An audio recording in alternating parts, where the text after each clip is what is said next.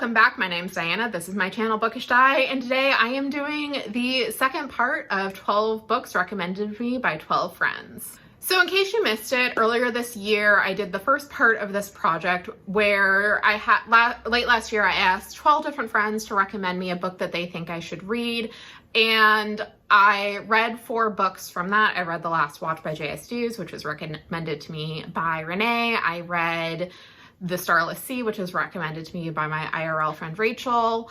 I read ACOTAR, which was recommended to me by my sister. And then I read Snowspell by Stephanie Burgess, that was recommended to me by my friend Forest of Glory. So 4 books down, 8 to go. So I'm technically filming this at the back end of July, but it's mostly because I need to put together my TBR for Magical Readathon. So I need to get these books picked before I do. So I will be drawing them out of this jar.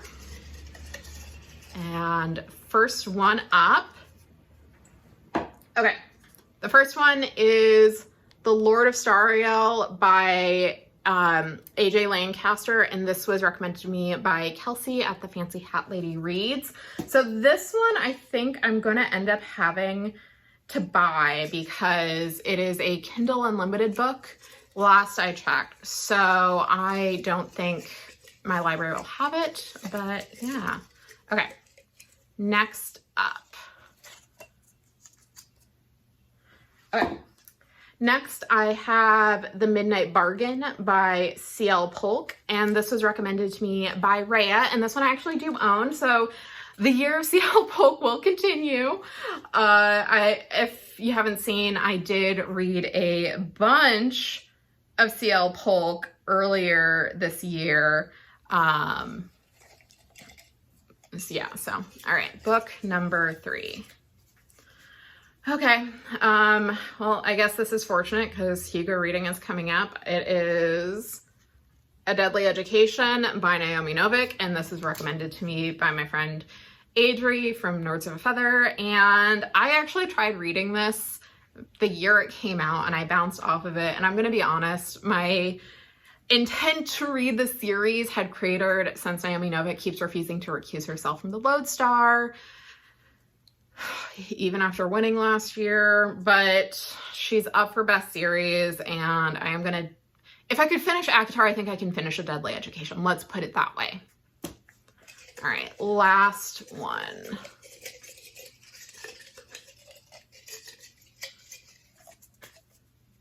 Okay, and then the next one is Georgie All Along by Kate Claiborne, and this is recommended to me by my friend Kay. And I was technically supposed to read this one last time, but I got prompts mixed up and I read JSG's book, Renee's recommendation. So anyway, these will be the 4 books that I'll be reading and vlogging about in August, and we will see how these stack up compared to the first batch. So I wasn't planning on doing an update until I finished a book. However, I did start a Deadly Education. I had some data entry stuff, data cleanup stuff I had to do at work, and I'm listening to the audiobook, and 2 things stuck out to me. So the first is I was in my mind, I remember the first chapter of this book being so info dumpy, and I was under remembering. The first chapter is almost all info dump, and I think the fact that I needed something to listen to as I was doing this data work was the only thing that kept me going through it, because it was just, I know I complain, the info dump in Fourth Wing when Violet was crossing the fucking parapet was bad. This is just pages and pages of info dump, and it is just so much, and I wish it had been spread out throughout the book because it made the first chapter so difficult to get through. The second thing, and another Fourth Wing comparison, but this one relatively positive compared to what happens with Fourth Wing. So in Fourth Wing, one of the things that really annoyed me about that book was the fact that death just seemed so casual, and like we literally at one point have Violet being like, oh no, this death is so sad. I hope it's Xaden's so hot. And the death, it felt like Yaros was trying to play it off for drama, but she didn't care enough to actually have some impact. So it was like taking the red shirt system from Star Trek and taking it to an extreme where the death just felt pointless. And that's also one of the reasons I don't understand why people think it's fun, because I don't understand what's fun about so many people dying. Anyway, but one of the things has struck me with A Deadly Education is the fact that it also has kids dying. However, it's being shown as something that is deeply fucked up, and it is something that the kids are getting desensitized to, and it's not seen as a positive. It's seen as a symptom that there's a problem, that there's some sort of rot, and the fact that it's more dangerous outside than inside is also an issue. So yeah, just some general thoughts. I'm probably going to finish this book over the weekend because I'm doing a lot of driving. But yeah, so we'll see how I feel about this book. Right now, it's mid. It's very mid, like 3 stars. But again, I'm only like 3 chapters in. Hello. We have Leia as well. Anyway, it is Saturday, August 5th, and I finished A Deadly Education. So, the bad. This book is so fucking info dumpy. I think, again, had I not been doing this project, had I just like been picking it up on my own, I probably would have bounced again after that first chapter, just because there's just so much info dumping, and it does get a little better throughout the book, but a lot of this book is in Elle's head.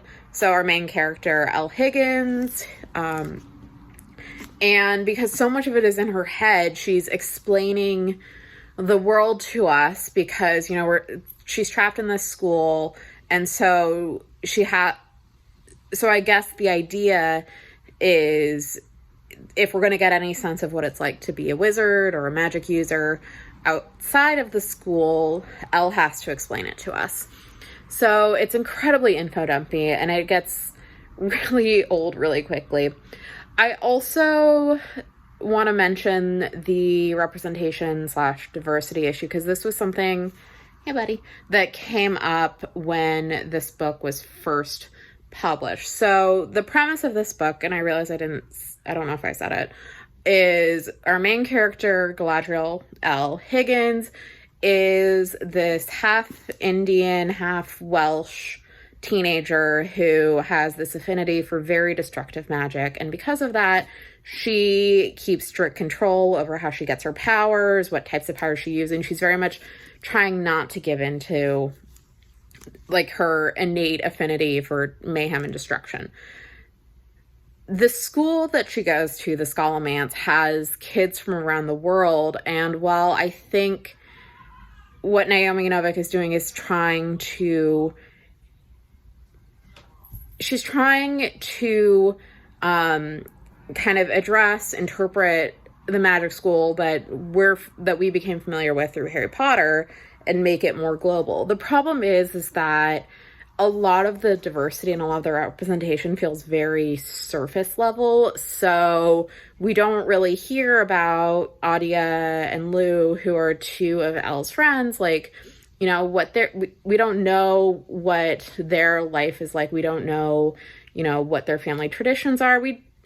And everything just feels a little samey, and it's a little frustrating. And it kind of gets into the question of, why are you choosing to write this, and are you the correct person to write this? So there's that. The audiobook that I was listening to also had the section that has since been excised because it made it through editing and it's gross, where for Locks, Novik says, you know, part of the reason people don't like Locks is that there's a evil creature that will infect them. And so it plays on stereotypes around Locks being dirty and gross, which is not the case for them. So anyway, that was really not great. What I did like about this book is once I got through the info dumping, I did like Elle's inner voice. She's very grumpy. She's very sarcastic. She's very much like, I guess fine, which we don't get a lot of grumpy female heroes. And this is something that I was talking about with other folks. It's a completely different context in terms of like Grumpy Sunshine.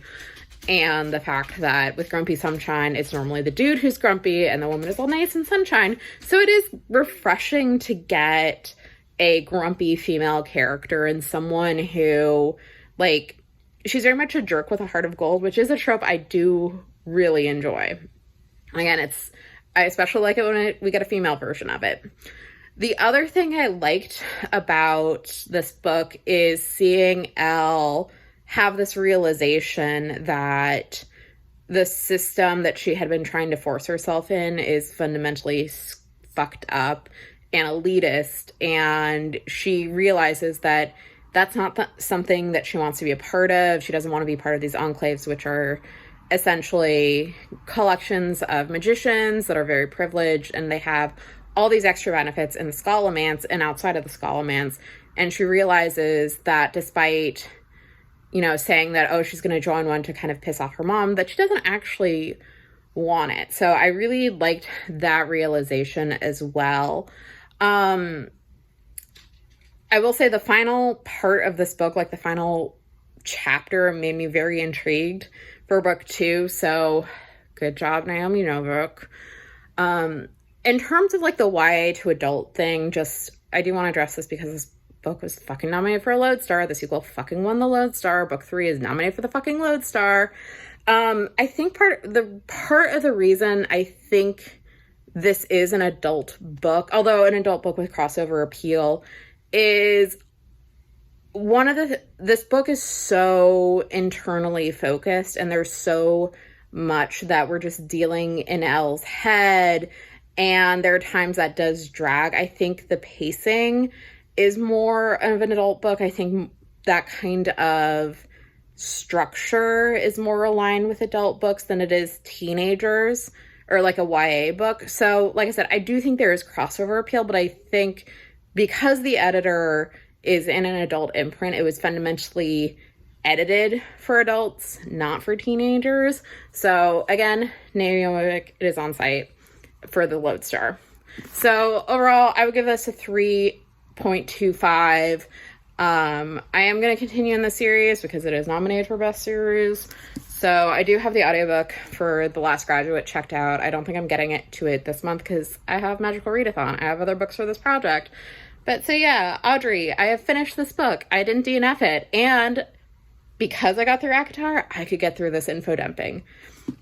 In terms of what's up next, so my plans for this weekend got shot because I popped a tire and I can't do the thing I was going to do tomorrow because I don't feel like driving on my donut on back roads again. I might just like laze about and start Georgie All Along, or I might do something different. I don't know. I still have The Midnight Bargain and The Lure of Sariel for this project along with Georgie All Along, so I will probably check in once I finish one of those 3. So, Leia, you want to say hi? Yeah? You have anything more to say, pretty girl? No. All right. I will check in with you later. Hello. It is Sunday, August 6th, and I finished book 2 for this round, Georgie All Along by Kate Clayburn. So this was recommended to me by my friend Kay, and unfortunately I don't like it as much as Kate Clayburn's other stuff that I've read.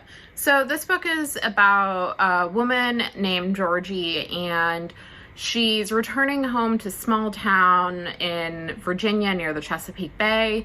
And after working in Hollywood as a personal assistant for a number of years, and she's returning home because her boss retired, and she's doesn't really know what to do. She's at loose ends, and so she's going to stay with her parents to help out her best friend who's pregnant. And it turns out that her parents forgot to tell her that they had asked Levi, God, what the hell is his name? Levi Fanning to also watch their house. So she's surprised when she gets to her home, her old home and is, you know, what's he doing here? And she has been feeling aimless. She doesn't have like a very strong attachment to her home because she felt like she didn't really fit in. She didn't have a plan. She barely graduated. She's kind of seen as a screw up. And when she's helping her friend, you know, clear out a junk room, she finds this friend fic that they used to write. So these were like them imagining all these adventures that they would have when they went off to high school. So Georgie decides, with Levi's help, to enact some of these, to try and figure out, like, you know, what does she want to do with her life? Where does she fit in? So I think the premise of this book was interesting. I especially really liked the idea of Georgie and her friend Belle having this kind of, you know, imagining all the cool things that they do and write it down and just kind of envisioning themselves doing these great things. But I don't necessarily think the execution of it was good. And that's mostly because we kind of jump pretty straight into Georgie and Levi meeting and then them acting on their attraction, and it felt very sudden to me. It didn't really feel like there was much there. And at one point, like 2 months passes and it's really difficult to tell, like, you know, what changed during that time? How did their feelings develop? How did their relationship develop? And that, for me, made it difficult to really buy into the relationship and what was going on. I also felt there were times where Georgie was a little manic pixie dream girl-esque, and I don't know if the book did enough to kind of undermine or like kind of subvert that. Levi was fine as a male romantic lead, but again, I think part of the problem was just how the relationships progressed. I did like some of his component about familial estrangement and kind of being seen as the family screw up, and him trying to move on from that. I think honestly, probably my favorite part of this book was the relationship between Georgie and her best friend Belle, and kind of how complicated it was, but them also like trying to figure out like where they are now, especially because Belle is having a child. And I really liked that, and I kind of wish we had seen more of that. I also thought there's a dog in here, and the dog is great. There's also like very casual polyamory with one of the side characters. Like, she's a professor and like she has a husband, but they have a mutual girlfriend. So, you know, that was nice. So yeah, I would say this is like a 3.25, so similar to The Last Graduate. Like, it's a perfectly serviceable contemporary romance. The problem is, like, I've read some really good contemporary romances this year, and this just didn't measure up, which is, again, disappointing because I've liked Kate Clayborn's stuff in the past. So, sorry, Kay, I wish I liked your suggestion more. Yeah, so that's book 2 down. I think what I'm gonna do next is I'm taking a bit of a breather from some stuff. I'm reading a different book. The book I'm probably gonna read next is The Lord of Stariel, because I'm going down to California for my birthday and I have that on a Kindle or my e-reader, so I can just read that on the plane. But yeah, hopefully I will like that more than the first 2 books for this project. I feel like so far this project has had, or like this section of this project has just been kind of mediocre. Like, yeah, last round had ACOTAR, which was really painful, but it also had some books that I really enjoyed. So yeah, I haven't found that yet. So who knows? Maybe The Midnight Bargain, maybe The Lord of Stariel. We still have 2 left to see where they end up.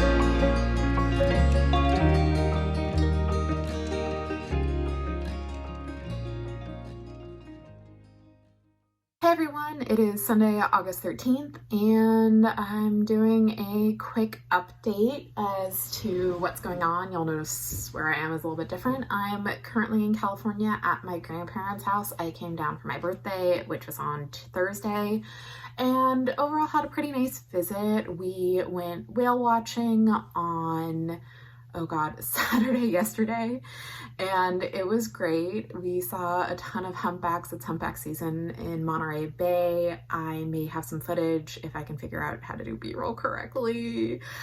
But yeah, so it was so much fun. I went with my dad and my cousin, and it was just, I love going whale watching, and despite growing up in California, have never actually gone whale watching in the Monterey Bay. I've gone a few other places, so I'm glad I finally got to do it. And while I'm sad we didn't get to see any orcas this time around, getting to see the humpbacks was super cool. We got to see them feeding. We saw a ton of sea lions hanging around there. There was a few humpbacks that were breaching and playing, and yeah, if you ever come to California, I highly recommend doing it. It was just a fantastic experience.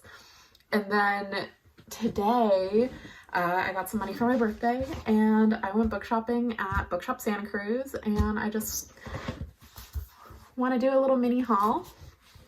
So first I got ACOTAR Witch by Nnedi Okorafor. I do really like Nnedi Okorafor as an author, and the third book in this series is nominated for the Lodestar, so I figured I might as well get it. This one is used, but it's in really good condition, so hopefully I like it and manage to fit the rest of the series in before voting ends on September 30th. Next, I got Best of All Possible Worlds by Karen Lord. I have never read Karen Lord, but Angela over at Literature Science Alliance loves her work, loves this series.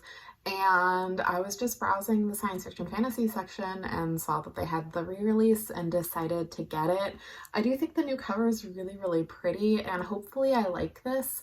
Like I said, never read her, but the story sounds really interesting, and I'm looking for something a little bit different than my usual sci-fi consumption.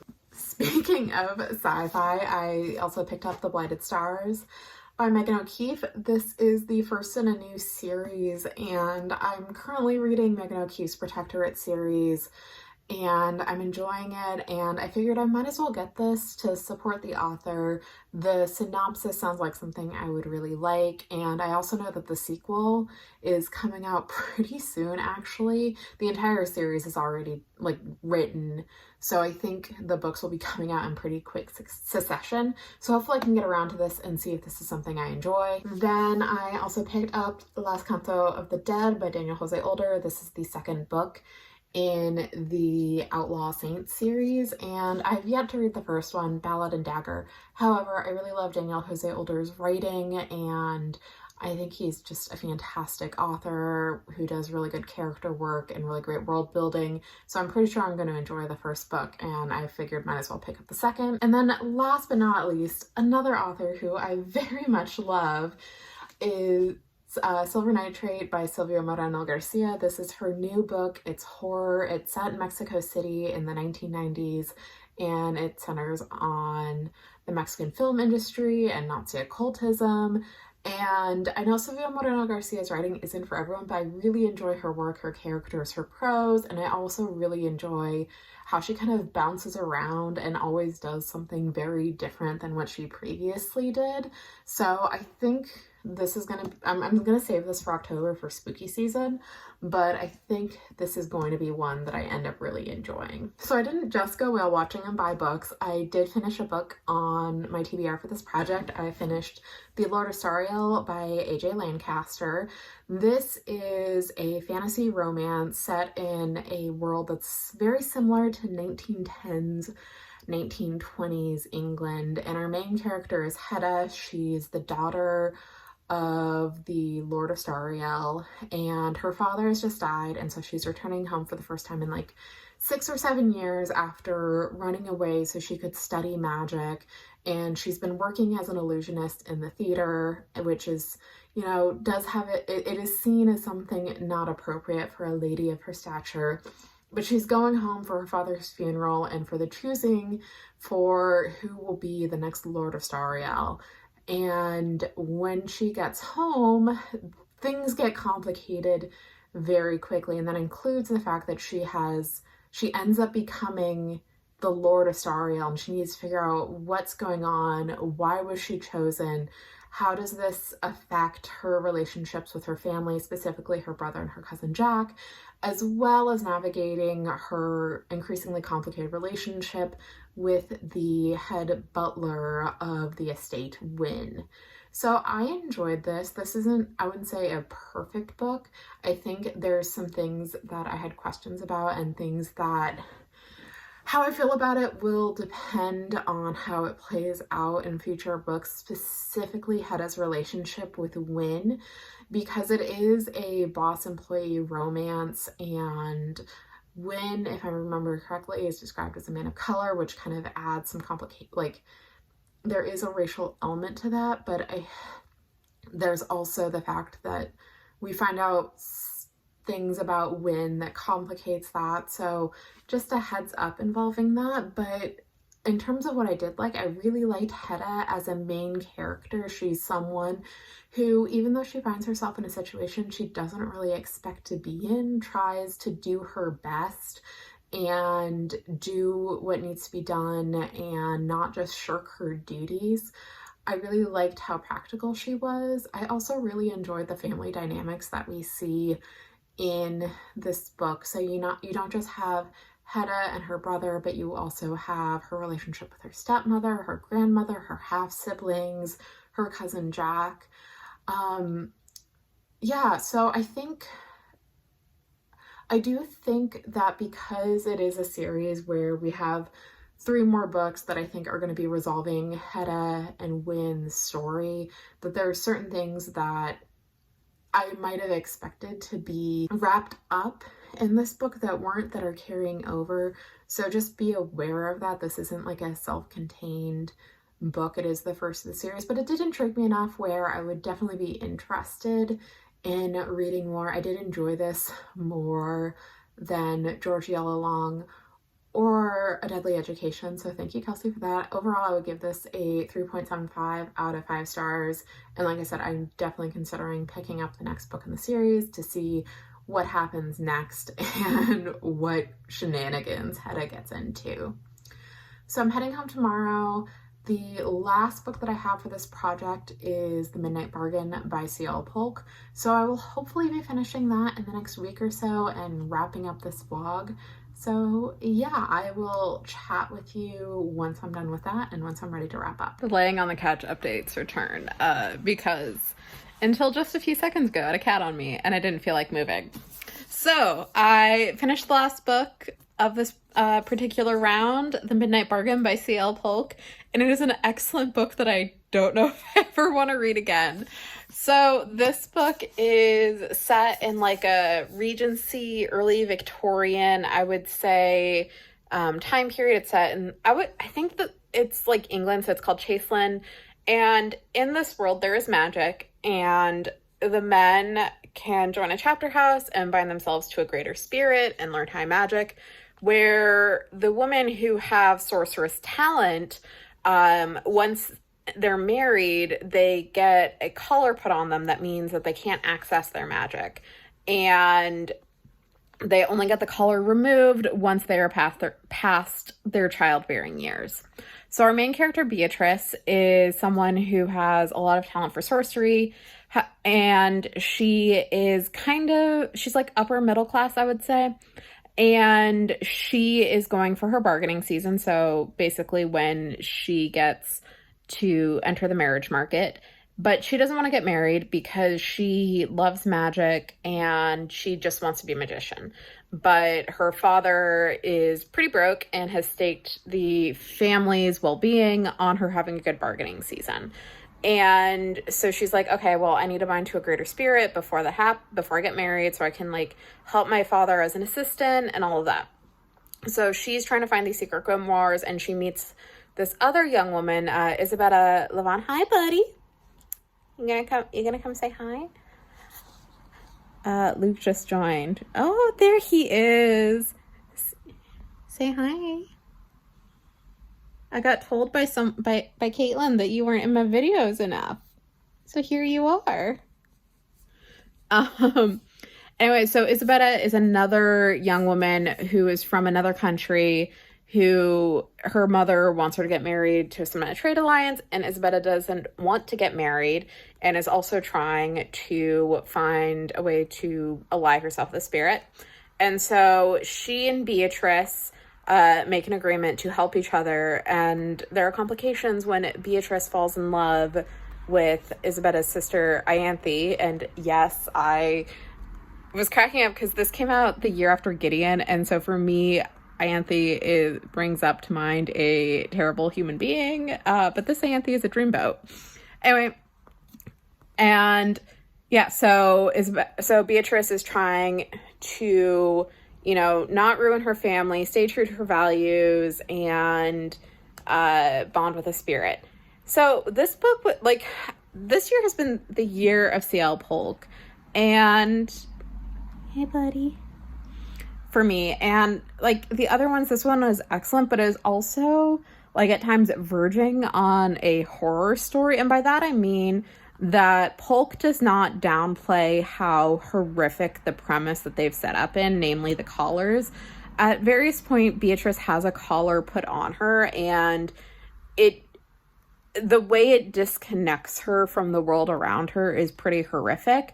And there's a sense of looming dread over parts of this novel where Beatrice is trying to figure out a way out of the situation that she's in. And it meant, for me at least, I read this book pretty slowly because even though I think it was very good, it was very stressful for me. I also don't necessarily know if Polk managed to balance the tone, and I think the ending, Beatrice forgave her father for a certain thing a little too quickly, and I won't say what it is because it is like one of the big climax points of this novel. But I thought that the characters were really well done. I really liked Beatrice. I really loved her friendship with Isabella and her romance and her friendship and her relationship with her lady's maid Clara. And you get hints of kind of a wider resistance in Chaseland and just kind of how class impacts that, which I also found was really interesting. So there's not as much like class discussion in this book as there is in the Kingston cycle, but what there was, I thought was really interesting. So this one, like, it has elements of some of like the fantasy romances that have been getting big on TikTok, namely like Half a Soul. However, I think this one takes the premise much more seriously than some of the other ones. And yeah, overall, I would give this a 4 stars. I think that, like I said, it's really well done. I love Polk's characters, and I thought the themes that they were working with are really interesting. However, this one was just so stressful for me, so I don't know if I'm going to reread it, but I did enjoy it. So thank you, Rhea, for finally encouraging me to finish this book. I'm so glad I did, and now I have to wait for C.L. Polk to release a new book so I can read whatever they do next. They've definitely become a auto-buy author for me. Like, everything I've read from them this year has been fantastic. So I'm going to do a final roundup later at the end of this video and just kind of rank the books for this project and preview what I have in the pipeline.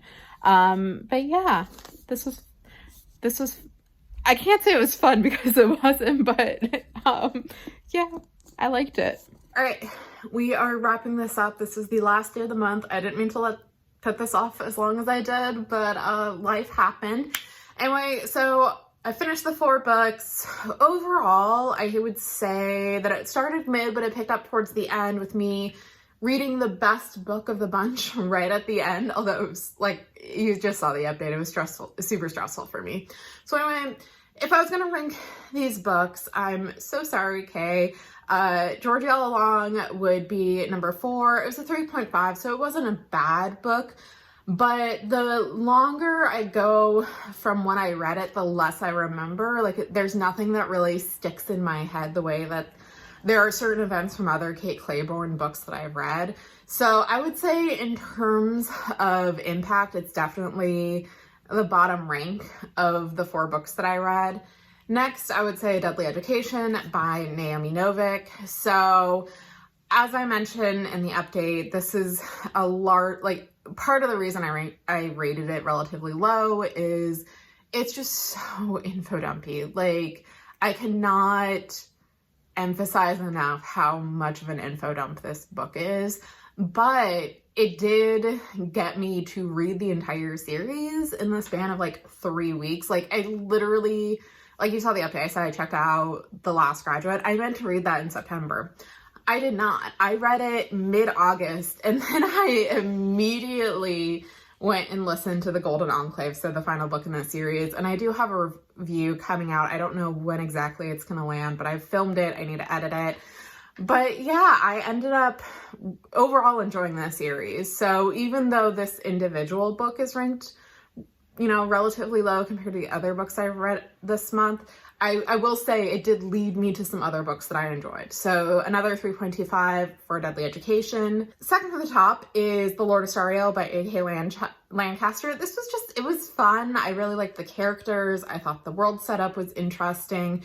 It made me really intrigued to read the other books in the series. So I know there's 3 more books following Hedda and Wyn, and then we get a spin-off book following Hedda's brother. So this one, for me, it was cozy. Like, there's stuff going on, there's shenanigans, there's discussion about complicated family situations, but I enjoyed it. It was a 3.75, so thank you, Kelsey, for recommending that. And then the top book for this go-around was The Midnight Bargain by C.L. Polk, capping off my year of C.L. Polk. This was just, it was really well done, it was well executed. I thought what Polk was saying about living in an extremely misogynistic society and dealing with trying to secure your reproductive rights and what does it mean to be an ally versus accomplice with Ianthe. I think that's like a huge part of his plot, and how does he recognize his privilege and use that to not just help Beatrice but also help his sister. And I really liked Isabetta as well. Polk has mentioned a few times that Isabetta is Arrow Ace, and it was just really nice to see an Arrow Ace character.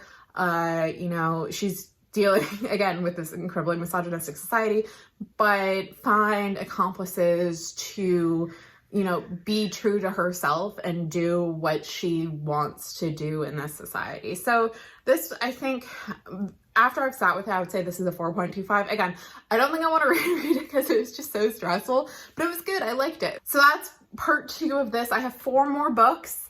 I know what books are in there. Like, I'll still do the drawing at the beginning so you can see what they are, but next go around should be interesting because one of the books that was recommended to me by my friend Charlotte. They're Tambourine over on Twitter. And this is a book that she has said, like, rewired, like, it's a book that she thinks about a lot, but it's like a very niche book, so it should be interesting. And like, my friend Josie recommended me a SFF classic, which I've seen the cover of and I've never read. And then I can't remember the last 2. Anyway, it'll be interesting, especially as a way to round out the year. So I hope you enjoyed this. I hope this was fun for you. I didn't have like that same crawling into the depths of despair reading a book like I did with ACOTAR, but you know, I mean, you guys got to see whales in this one. Whales are awesome. So have you read any of these books? Do you have a certain book that you love but never necessarily want to reread? Please let me know in the comments below. Thank you all so much for watching. If you enjoy what you see, please like and subscribe, and I'll talk with you later. Bye.